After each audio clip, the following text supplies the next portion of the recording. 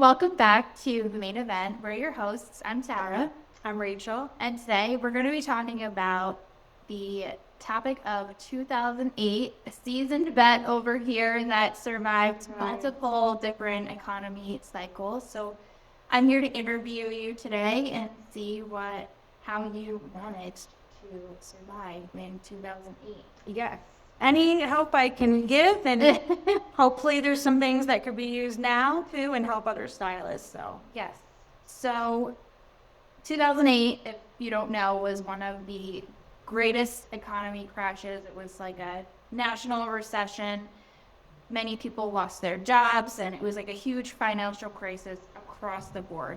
So I want to know what you did differently in 2008 to survive and what you did to stand out towards other competitors within the area. sure. I had started this salon in '06, so we were fairly new, but we had been in the industry still for a while. I had a full following that did follow me to my salon, but still 2 years in, you're fairly new to having your own business. So when '08 hit, you could definitely feel the shift. And I think too, why we wanted to kind of talk about this today too is like I see a lot of posts of stylists being like, I had one client today, or I'm dead this week, like what's going on? So you could definitely feel that freak out. And I remember that from '08 because we definitely had days that were slow. So what we decided to do was obviously try and take the most positive approach that we could. We didn't want to lose our clients. Obviously, a lot of our clients were like family, plus we had built some really nice new ones within the 2 years we were there. So one of the main things that we decided to do was we offered a day that was discounted. We picked a day that was one of our longest, and we chose to go with that. I also recommend if it's one that tends to be slower, a slower day that you know you have time. For us, and I don't want to say it was we worked a lot of hours, so we had a lot of late nights too. So it wasn't like that was our only late night. Now that's one of my only late nights, but we chose Thursday because we were full staff that day and we were able to have a long 12-hour day to accommodate people. So we decided to do 20% off of the whole bill. By doing that, what that created was an environment for clients to say, oh, I'm going to do that. And it got pre-booking. So if they knew they were having a hard time, they didn't have to be embarrassed by telling us they were having a hard time. It was they could just take advantage of that opportunity without feeling embarrassed, without stressing, without looking for cheaper salons to go to. So then the Thursdays were getting booked up. It was also more of, if you think about in the middle of the week, right? So it kind of was an incentive, made everybody feel better if they knew, oh, I have this huge day ahead of us. And it was a big savings. I'm sure it was a huge boost in morale too. It was. Like you Just to keep have going. that busy day was obviously huge to everybody. It makes you feel good. It doesn't make you feel like something's wrong with you.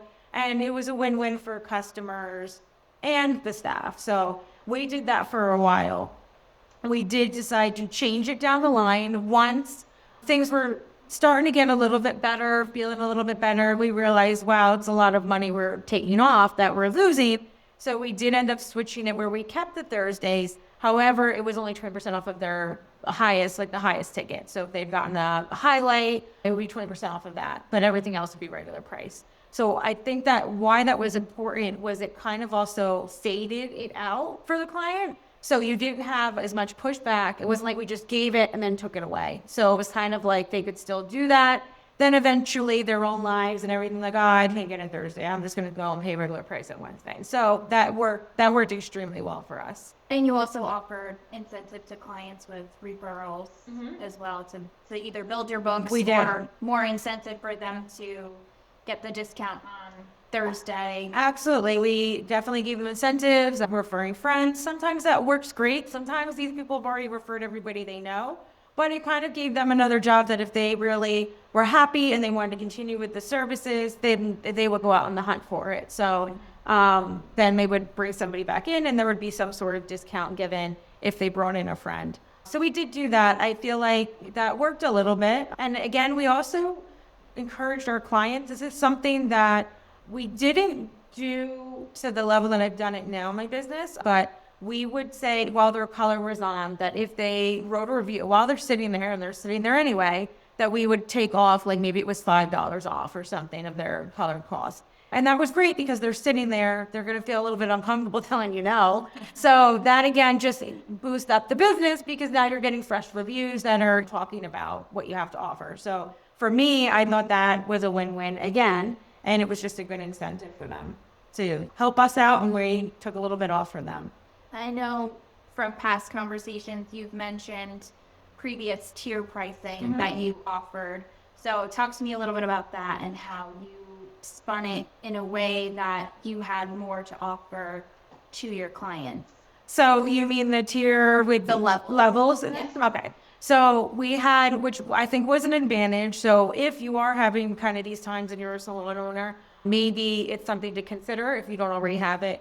The salon was always structured that we had 3 different levels. So we had owner pricing, we had what we called our guru pricing, which those were a little bit more seasoned individuals, and we had Tyro, which was our beginners. So that was 3 different price points. So why I think that was a huge benefit during those times, it gives the client another outlet of where to go. So the end of the day, the goal is, especially for a salon owner, is you want to keep those clients in the salon. It doesn't necessarily matter if they're going to this one or this one, you're still keeping them in the salon. But as a stylist, why that's good as well is because, again, you don't want to lose that client, because in hopes when the financial things and their financials are better, they're going to come back to you. So that you hope that they come back to you. And it's just showing that you care. There's no egos involved. It's not now you're going to her. So that was a big difference. So at the time, the owner pricing for a touch-up or a single process, whichever you call it, was $80, but yet the Tyro was $45. So that was a huge difference. And that was something that they were able to choose what fit in their budget. Again, with no harsh feelings or egos or any of that. We didn't really have that in our salon. It was something that we wouldn't tolerate or encourage. So it was just another way. Now that was an option. But if as a stylist, you felt that you didn't want to do that, obviously you want to keep them in your book. You want to make the money on them.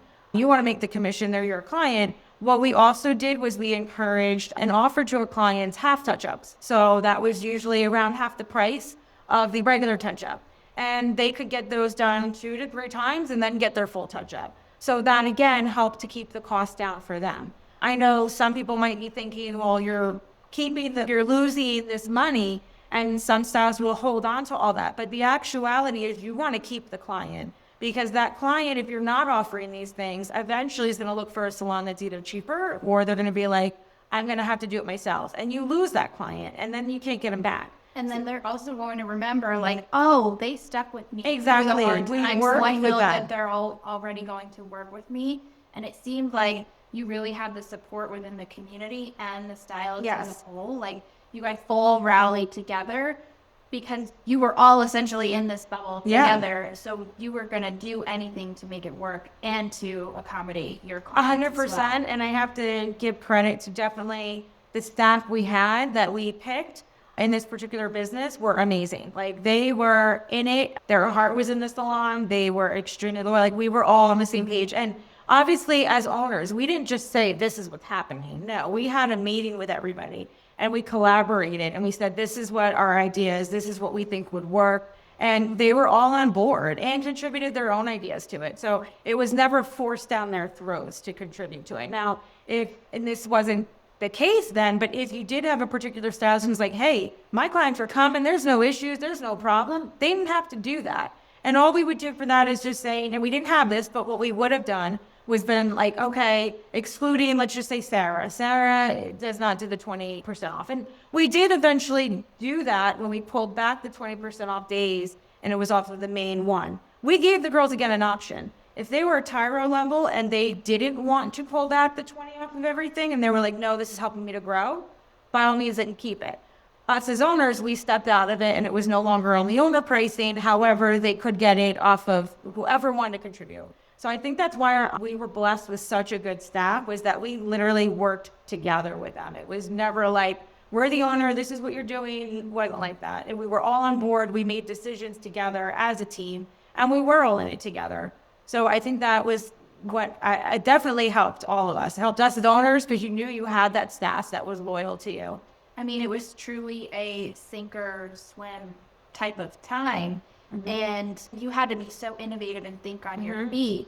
So I know you also mentioned when you had a consultation with the client, you would have 3 different price points of offers of your services, which I think is a really creative way Yep. to go about it. And once again, you're working with the client. Yeah. So you want to give some examples? Yeah, of what so you that did there? is something that I did start doing in '08, and it clicked with me that when you, and I would just be hearing other people and stuff, and just like, I always put myself in the client's shoes of what would work for me. And I felt at that time, we had people from all different walks of life. You had some that do make a lot of money, but yet they have a lot of bills. So nobody wants to be like, I can't afford it. So if you were giving a consultation and they showed a picture of what they wanted, and you were like, okay, this is the price, right? So you just think this is the price. What a client would typically say in that instance would be, oh, okay, great, I'm not going to do it now, I'll think about it. Or maybe I'll do that more in the summer. That to you should be saying, okay, it's not in their budget right now. They want it, and if it was their budget, they'd be like, yeah, let's go and do this. So it got me thinking, so we should be giving them options. So instead of out the gate coming with this is the price and that's it, and potentially not getting that client to get it, you're losing the sale, you might lose that client. We gave different options. So if they showed me a picture of what they wanted, I'd give them the price for everything. That was their overhaul, that was everything included. But before I even said that price, I would write down 2 additional prices. And I would explain them. The middle one would be maybe they wanted a whole full thing. Maybe this one we're just doing a partial, right? With whatever they wanted, but it was a little less, right? And so that would be another price point. Then I gave a smaller price point. Maybe that was we're just adding a few highlights around the face. And I would always say we could always add more. But maybe let's start here if that's what you want to do, let's start here and go. And that way they would look at it. And I present them with the prices. I'd explain them. Sometimes I'd even have different visuals of what that would look like so that they knew. And they could pick, you know what, today, you're right. I want to just see how it goes a little bit. Let me just add a few.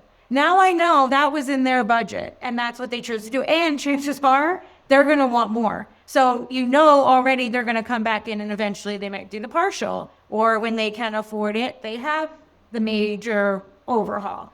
Why that works, and I still teach it to this day, and I still use this to this day, this method, is because you don't want to lose the sale, and no one's going to feel like I can't afford it. And the flip side, what could happen is that they could say, okay, I'm going to do it, right? And they do it, and they spend $400 or $500 on the overhaul. They loved it.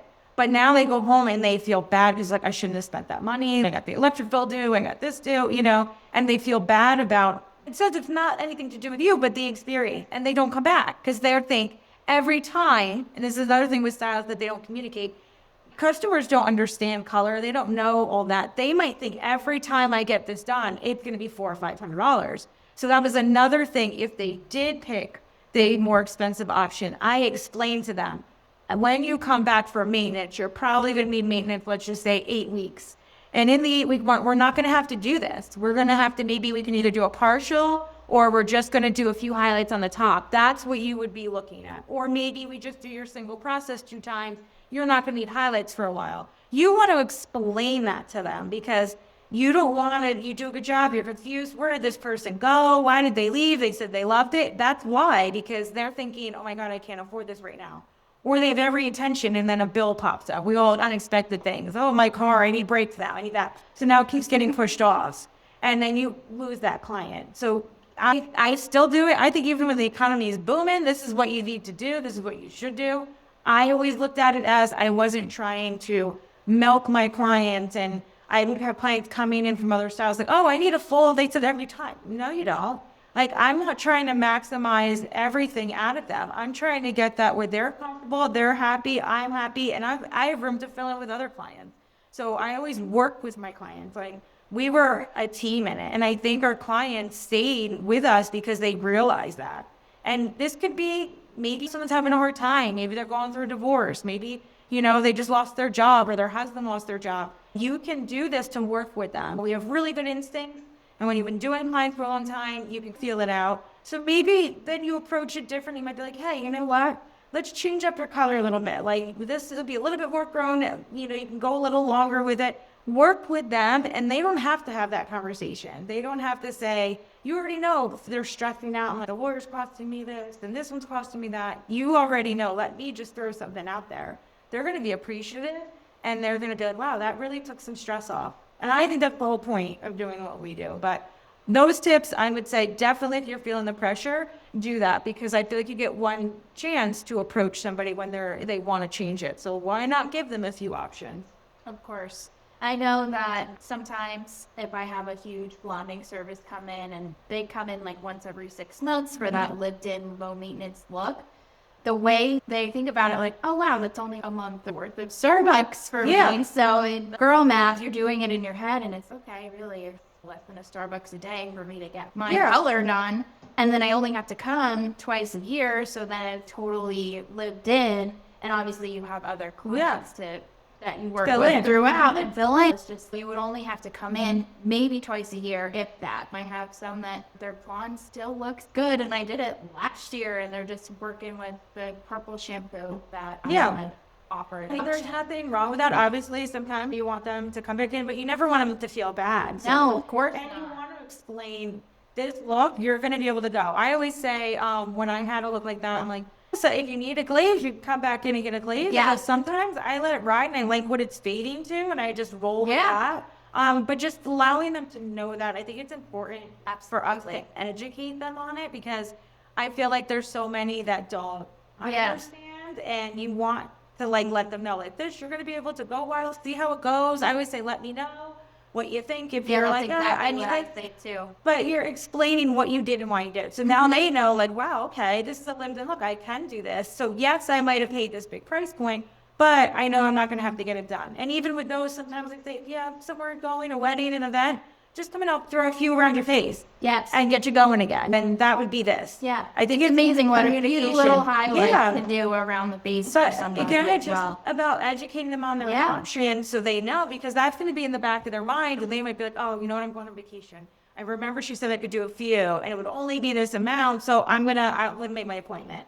Versus them thinking again, oh, I can't pay for the $400, so they just don't. Like, the whole point is to let them know what their options are so they know what to offer, and setting them up. So when they leave the appointment, setting them up with what that maintenance looks like, what they could get done, like we just said, just getting a few around it. Now they know, so they're going to be more likely to come in. Yeah, well, hey, it could be for a glaze and a few boils around the face, or like you had mentioned with the partial, or this would be the full amount. Yeah. And then they appreciate that because you're offering them options, and they're going through it just as much as 100%. It's basically what we do. At the end of the day, it's still sales, right? Yeah. So if I'm looking to buy a new microwave or something, I'm going to go and look online. I'm going to look at different prices. I'm going to look at different stores. I'm going to see what the promotion. So it's the same with like color. You want to know your different options. You want to research everything. It's not just, this is what it is and it's 500, take it or leave it. It's not. They want to do their research. So might as well give them the option. So you're giving them that whole platform of what their options are with their hair. Exactly. Question, what did you do to market? What other things did you do to market yourself? So basically, like, what we did was we had been doing this, but we got involved with the community. The salon was in a little town, so it was a walking community. They had a street fair. We would have a big like booth outside. We would have, one time we had this very old vintage car. Every hour we would rev the engine and we would throw out gift certificates that had, maybe it was 25% off, maybe it was a free blowout, stuff like that. So people were hoarding around. We also had t-shirts made that had a very engaging thing on the front. And we had the guys in our group walk around with them. So the women were very attracted. The shirt title was very catchy. So it was like, that kind of also brought people in. I mean, it was, we were young, we were pushing the envelope a little bit. And you're younger, you come up with some wild ideas. But the shirt was just a black shirt, and it says, I do women on the back, or on the front. So they're walking around with these shirts saying, I do women. And on the back, it would say the name of the salon and everything like that, and the phone number. So, I mean, and I have to say, like, we had some good-looking guys in our group. My brother was walking around. He's a very handsome guy. So they were strutting around, and they were loving the attention. And everyone wanted to know. We had people coming over with their husband, and the husband's wanting to buy the shirts, which we were selling too. So it was always to create, like, a fun vibe. One year we had a bunch of motorcycles, and same thing, we would rev it every hour, throw stuff out, and it was just a lot of fun. So we also, that was one of the things we did. We also walked around to all the businesses, introduced ourselves, handed stuff out. That kind of, again, letting them know what we have to offer. We were working with the Chamber of Commerce. We were working with, they had different events. Like one was just like the restaurants got together, it was a food event. Well, we attended and we networked. And we let people know what we have, what we offer. And it was good because we worked with them. If we were hosting a class, we would have the catering done by them. If we had a meeting, a staff meeting, we would have catering done from these restaurants. So it was really letting people know who we were and getting out there. That helped. We did, we used to do a fashion show for many years with one of the towns and schools. It was to raise money for the school system. We did hair and makeup for that. We did tricky trees. So we did put the name out there. Did we necessarily get amazing clients, keepers from it? I don't really, maybe one or two but it wasn't like we were getting the money back per se, but it was about putting our name out there. So sometimes they have to see your name over and over again, and then someone refers, you're like, oh, I know that salon. So if anything, it was exposure. So we thought that was really good. And there would be a write-up in the papers about it. So that was, again, just more exposure. And sometimes you don't necessarily know where the clients are coming from or where they saw you. So I think that didn't hurt. But it also it made us all, again, work together. So the staff were all in it together. It was fun for everybody. And I think they really enjoyed it, too. And how did you keep up the morale and education in the So salon? and I always say this, and again, we always teach this too, you want to use your downtime wisely and productively. Sitting there sulking or being depressed isn't going to help anything. So what we did was we had a couple things. First, we had a television in the salon. So there was days that we would be sitting around. So we would watch a movie and we would all snuggle on the couch in the chairs. We'd make popcorn. And it was a way that, again, we were just coming together. We were making it a positive. We enjoyed being all together. So it was nice. And it took a distraction from sitting around to, okay, what movie we're going to do this week? We all have this time. We also did a lot of education. We did a lot of in-house education. We would show different things. We'd work together. Sometimes we would have educators coming from other companies. Sometimes we did the education ourselves. Sometimes it was just like, hey, Joel and I are going to go do something with color we saw. And we're, okay, go ahead. And they do each other's hair. Again, it was all just keeping each other busy. We did encourage that. That was something we did encourage, is if it was slow, right? And maybe I was usually working, but if it was slow, but there was maybe one or two clients there, we encourage the girls to do each other's hair. So if that was a blowout, because somebody walking in or a new client doesn't necessarily know that you're another stylist, but it just looks like it's busy.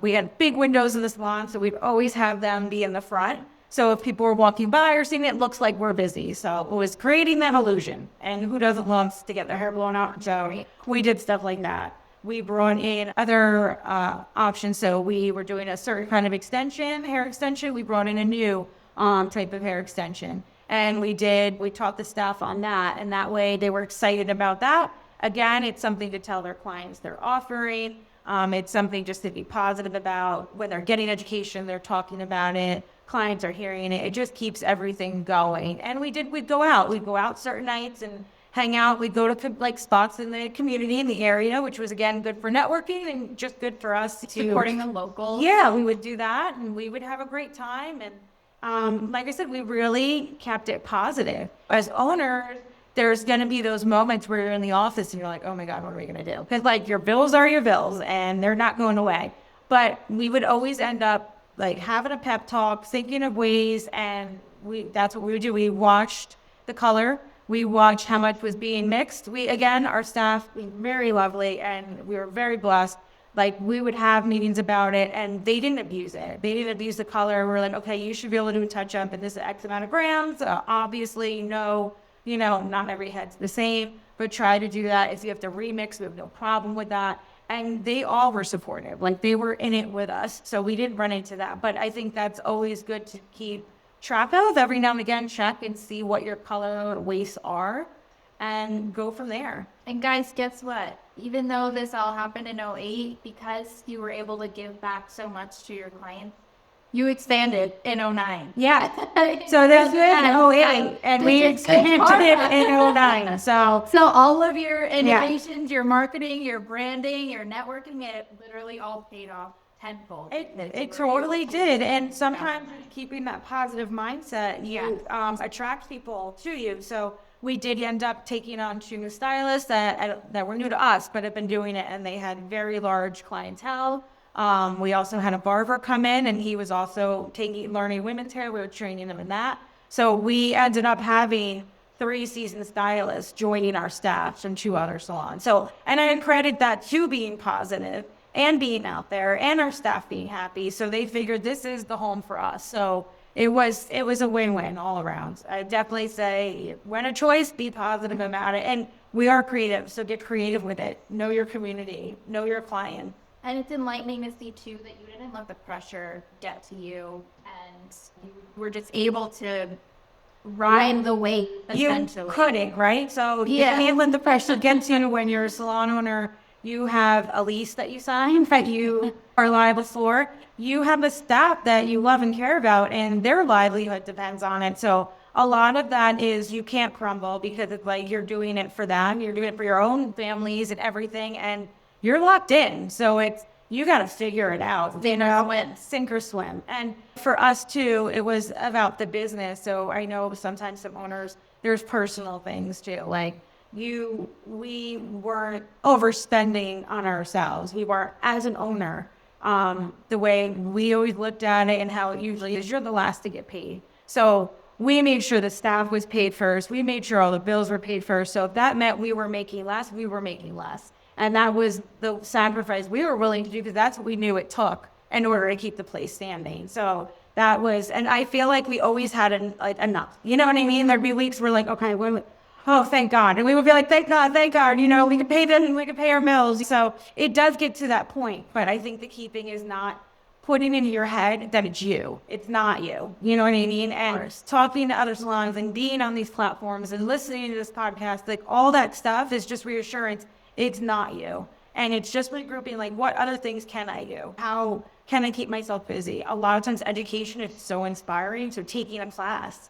is huge and it pumps you back up. So when you're in those moods and it's easy to get in those moods, you want to just assure yourself, pump yourself up and remember and look back even at your reviews, your positive reviews, things that people have said, just anything you need to do to get you back out of that hole. Yes. Being supported with like-minded people in the community, or even being coached and like being held accountable, and just so that you can stay on track with your Oh goals. yeah. Or just with coaching, I think it's great. Sometimes they look at it with a fresh set of eyes. So they might be like, well, what about this? Did you try this, this, and this? And it might be something you didn't think of. Because sometimes when you are down, it's hard to tap into that creative mindset. You need to be around the people that Yeah. are going to rally with you, and like basically expression, you are who you hang out with, the 5 people that you hang out with. So like, are you free or are you trapped in a cage? Yeah. You need to continue to keep building yourself up and not like spiral from 100%. things that are happening in the world that you can't control. Yeah, and it will happen. And even if it does, it doesn't mean No, of course, but it doesn't mean that you can't get out of it or get yourself out of it. Yeah. Or look for those resources to help get you out of it.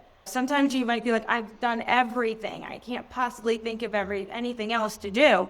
Then reach out and have a coach, have a coaching call, because they might be like, okay, you did this. And they might have questions like, well, what happened? Or how long did you stick with it? Or did you try maybe changing this or doing this? And then you get expired again. And I'm like, oh my God, I'm back in it. Yeah. I had to keep fighting. And that it's very helpful. So even if you don't have that person or you feel like you need it, coaching is amazing because it definitely is just your collaborating and brainstorming of new ideas. yeah, I call it like the positive avalanche effect. Yeah. Where you just keep feeding off of each other, and it's all positivity, and you feel better and lighter after 100%. after every call. So I totally think there's 100% value in it. And I think anytime you want to flow, if you're investing in yourself in a positive way, you're going to get growth out of it. And I think that's key. It's not like, I'm going to shopping spree. No, it's invest in yourself, invest in your salon, invest in different education or products that you could bring in.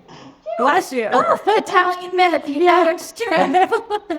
So I think if you look at it in a positive way, it's easy to get down, and it's hard when you might be solo in a salon. It might be you have a salon suite and you don't have somebody there to pump you up. And that can be discouraging. That's when coaching, especially, and getting involved in a community of hairdressers, that's where you really need to do. Yeah, of course. And being a part of hairstylists, supporting hairstylists and rallying around one another. Yeah. It's very important. It's huge. So I think those are all the things I did. And I hope it can help you guys out there. And if you do have questions or if there's something you want to bounce off of us or whatever, feel free to email us and we'll definitely respond. And if you want to set up a coaching call, we'll gladly do it and be there to help you 100%. A true seasoned vet in the industry. Another word for old. Not kidding. Thank you for sharing You're all welcome. of your tips and tricks and letting us know how you shifted and adapted like a freaking chameleon. Absolutely. Time. That's a wrap on this episode of The Main Event. We're all about empowering our community and supporting each other. So if you love today's conversation, share it with a fellow stylist and let's grow together. Don't forget to subscribe and leave a review and connect with us on Instagram at The Main Event Show or our YouTube, both linked in our show notes below. Got a topic you want us to cover? Send us a DM. We'd love to hear from you. Until next time, keep creating, keep growing, and remember, you're a part of our family now.